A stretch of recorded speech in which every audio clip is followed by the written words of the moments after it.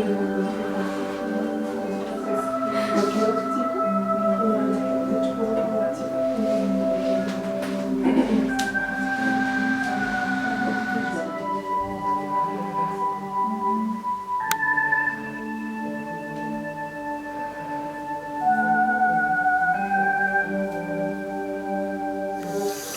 modelage au bol de conso et je vais vous montrer justement un petit peu la pratique, rappeler en quoi ça constitue.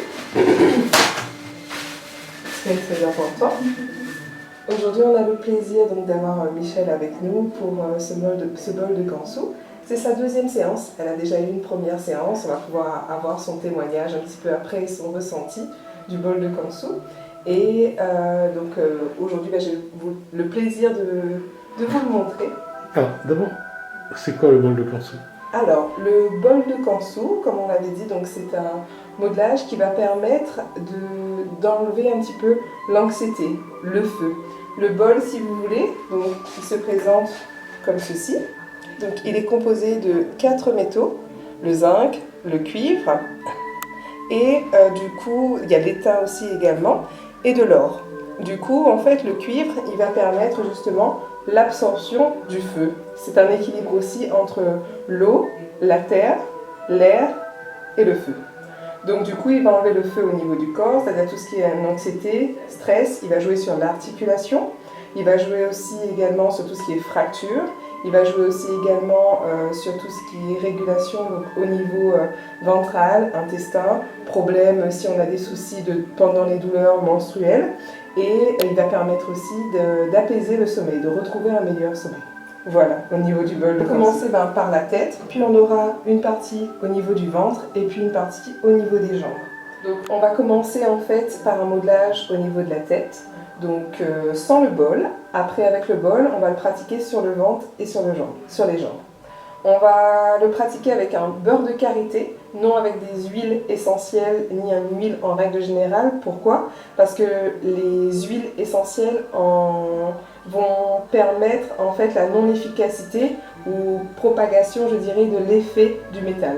Il va couper en fait, il va faire comme un coupe-feu et donc c'est vraiment pas le but. C'est pour ça qu'on le pratique avec du beurre de karité.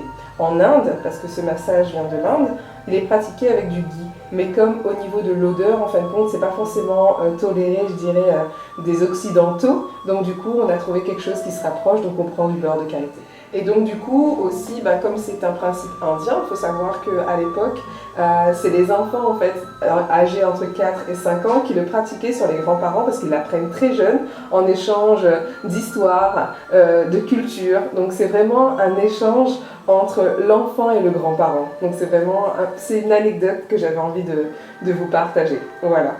Et puis c'est également une médecine qui va se pratiquer sur ce qu'on appelle les méridiens, ou tout ce qui est vraiment lié aussi au chakra. Donc il y a plusieurs choses, pour ceux qui connaissent un petit peu plus, je ne vais pas m'attarder là-dessus.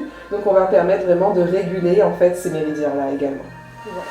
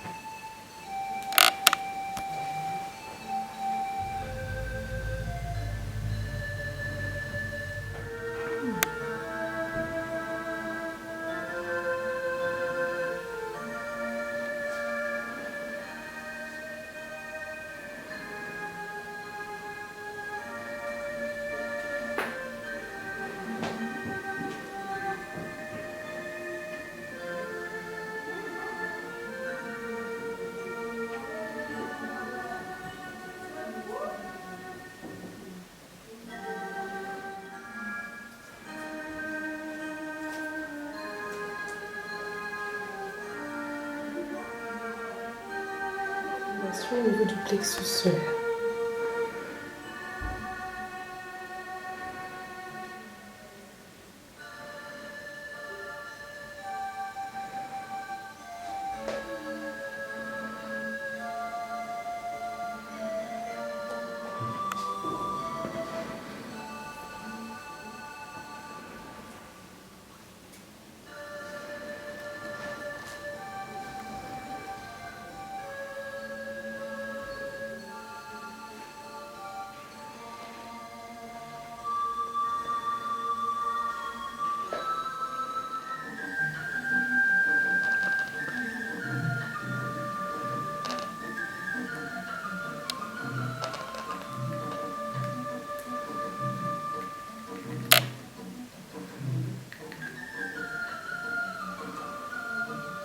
Donc ça c'était la rotation, ensuite on va faire ce qu'on appelle les frottements.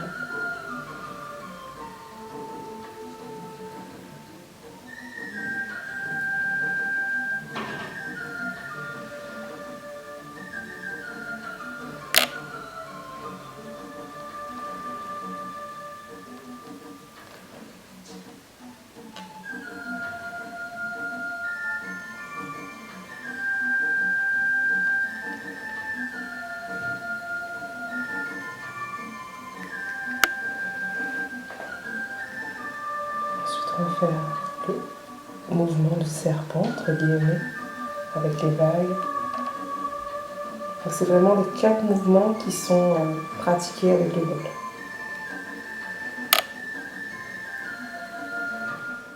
Et avec le bol, on va toujours répéter nos 4 mouvements en fait. Voilà.